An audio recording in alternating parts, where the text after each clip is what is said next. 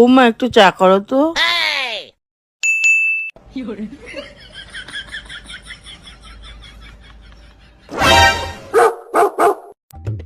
বলছি 3 কাপের বেশি জল নিও না,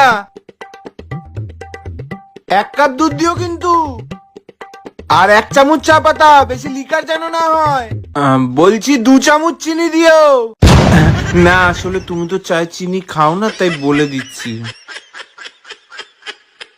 আমি একটু আসছি। কি গো, চা হয়ে গেছে? এই তো বসিয়েছি তো। প্রেসার কুকারে? হ্যাঁ, আমি যেটা পেয়েছি সেটাতেই বসিয়েছি। এই গ্যাসটা জ্বালাবে না?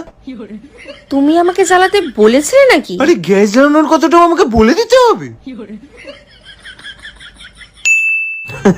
আজকে মা বৌমার হাতে প্রেসার কুকারে বানানো চা খাবে। মানে সত্যি না, অনেকক্ষণ হলো, এবার চাটা দেখে নি।